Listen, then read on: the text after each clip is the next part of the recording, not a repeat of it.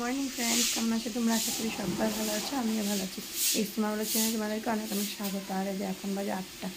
এই দেখো আমি রান্নাঘরে ভাত বসিয়ে দিলাম আর আলু ভাজা। স্নান টান হয়ে গেলো, স্নান করে আগে রান্নাঘরে আসলাম। এই যে কুকারে ভাত বানিয়ে নিলাম আর এখানে আলু ভাজি বসিয়ে দিলাম।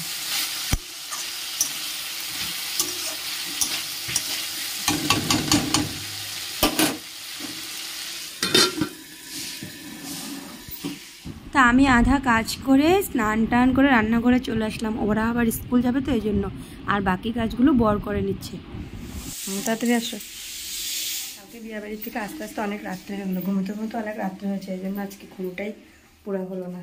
শরীরটা কিরকম করছে, কী হলো, ঘুম পুরো হয়নি। আজকে বড় বাবার স্নান শেষ, এখন পুজো দেবে। আজকে সোমবার তো শিবকে জল দেবে। তাহলে আমি রেডি করে দিচ্ছি, সরো তুমি সরো। তো আমি সব রেডি করে দিলাম। জলের মধ্যে ঘি, মধু, যা যা দিতে হয়, চন্দন, সব কিছু দিয়ে ঘটির মধ্যে রেডি করে দিলাম। তারপরে ও শিবকে জল দিয়ে দিচ্ছে। প্রতি সোমবার তো ওকে দিয়ে দেওয়ানো যায় না, ওকে বললো স্নান করে না। কোনো সময় মর্জিটা ঠিক থাকলে তাহলে দে। তাই আজকে যখন বলছে যে মা আমি শিবকে জল দেবো, আমি আর দেরি না করে তাড়াতাড়ি করে সব রেডি করে দিলাম। আর ও সুন্দর করে শিবকে জল, বেলপাতা সব দিয়ে দিল। তারপরে ও ঠাকুরঘর থেকে বেরোনোর পর আমি সুন্দর করে পুজো দিয়ে দিলাম। আবার শিবের পাঁচালিও পরে নিলাম আর পুজো টুজো দিয়ে তারপরে এই যে দেখো আমার বরের জন্য আবার জল রেডি করে রেখে দিলাম আর আদির জন্য রেখে দিলাম। ও দেবে কিনা ঠিক নেই, তাও আমি রেডি করে রেখে দিয়েছি। কখনো কখনো বলে দেবে, কখনো বলে দেবে না। তো এই যে আমার পুজো দেওয়া হয়ে গেল। পুজো দিয়ে এসে এদিকে বিছানাটা উঠানো হয়ে গেল। আর দেখো টিউশন থেকে এসে বইগুলো আবার সামনের বিছানায় রেখে দিল। তারপরে চলে আসলাম রান্নাঘরে। বড় স্নান টান করে আসলো, বরগুলো ঠাকুর ঘরে ঠাকুরের মন্ত্র পড়ছে। তো আমাদের তো রামকৃষ্ণের দিকে তো জানোই তোমরা, তো মন্ত্র পড়তে হয়, স্নান করে রামকৃষ্ণের নাম করতে হয়। তো ও করছে এখন। আর আমি রান্নাঘরে এসে আগে আটা মেখে নিলাম, রুটি বানিয়ে নিচ্ছি। তো আমরা দুজনেই সকালে ভাত খাবো না, রুটিটা খেয়ে নিব। আর ওদের জন্য আগে স্নান করে এসে তো ভাত আর আলু ভাজি বানিয়ে নিলাম। তো আমরা আর ভাত খাবো না, তো আমরা রুটি দিয়ে একবারে চা দিয়ে খেয়ে নেব। আর এদিকে রুটি হওয়ার পর আমি চাটাও বসিয়ে দিলাম। আর গরুর দুধ দিয়ে চাটা বানিয়ে নিলাম। আজকে আর আমুল দুধ দিয়ে বানাইনি, কালকে দুধ রয়ে গেলো। ভাবছি যে দুধটা দিয়ে চা বানিয়ে নিই। চায়ের লিকারটা করে তারপরে দুধের মধ্যে দিয়ে দিলাম। আর আমি এগুলো বানাতে ওইদিকে বরের পুজো দেওয়া হয়ে গেলো। পুজো দেওয়ার পরে আরও কাজ আছে, তেল লাগাবে, ক্রিম লাগাবে, আরও কত কিছু করবে ড্রেসিং টেবিলের সামনে দাঁড়িয়ে দাঁড়িয়ে। এদিকে দেখো চাটা খাওয়া হয়ে গেলো আমাদের। আর চা খাওয়ার পরে দেখো কতগুলো বাসন বের হলো। আর যতবার খাবে ততবারে বাসন ভরবে। একবারে খাওয়ার চোট গেল। তারপরে আবার দুপুরের চিন্তা। এই যে দেখো এদিকে তো নিরামিষ কি করব, টমেটো দিয়ে আর তেঁতুল দিয়ে টক বানাবো, পাতলা করে টক বানাতে বললো। আর এদিকে উস্তা কুমড় ভাজির জন্য কেটে নিলাম, উস্তা দিয়ে কুমড় দিয়ে। আর ওদের জন্য আবার ডালের মধ্যে দিয়ে দিলাম কাঁকরোল, কুমড় আর আলু, তিনটা মিলিয়ে অল্প সিদ্ধ দিয়ে দিলাম।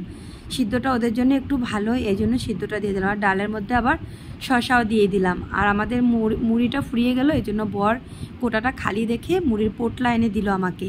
এদিকে দেখো উস্তা আর কুমড়টা ভাজি বসিয়ে দিলাম।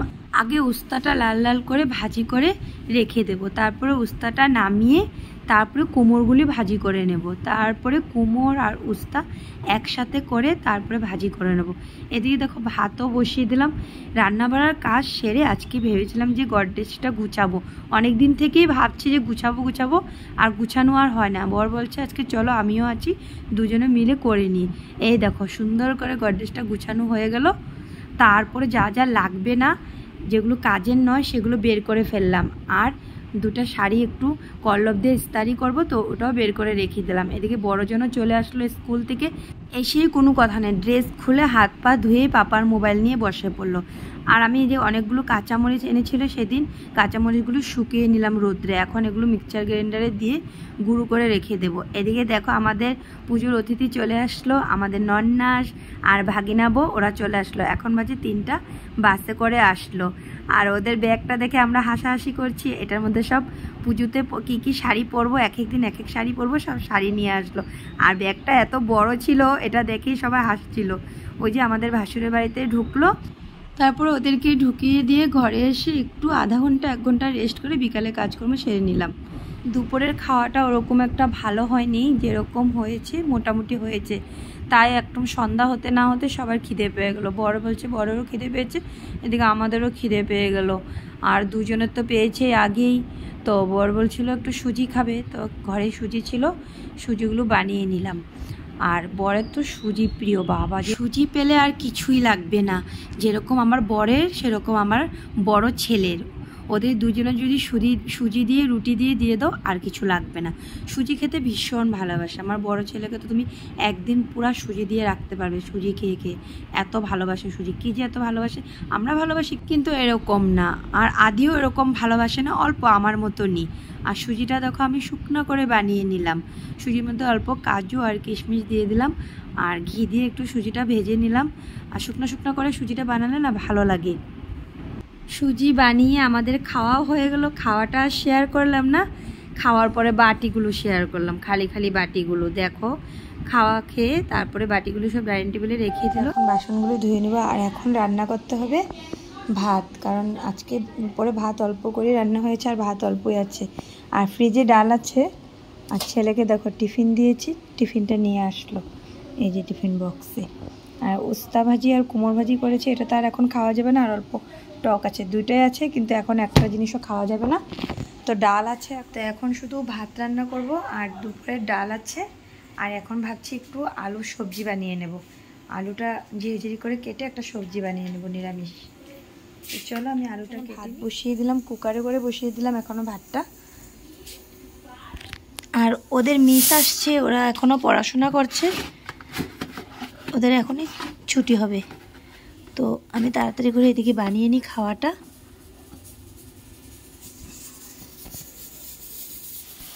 তো এই যে আলুর সবজি বসিয়ে দিলাম। আর এদিকে আমার ভাত হয়ে গেল, ছুটি পড়ে গেলো। আর মালিকও এসে পড়লো। তো ওদের এখনও ওদের দুজন এখনও ছুটি হয়নি, এখনও ছুটি হয়ে যাবে। আর আমার সবজিটা হলে ওদেরকে ভাত দিয়ে দেবো। এখন বাজে 9:30। তো বন্ধুরা, আমি সবজি বানিয়ে সবাইকে ভাত দিয়ে দিই। আর তোমাদের যদি আমার ভিডিও ভালো লাগে আমাকে এভাবে সাপোর্ট করো। বাই।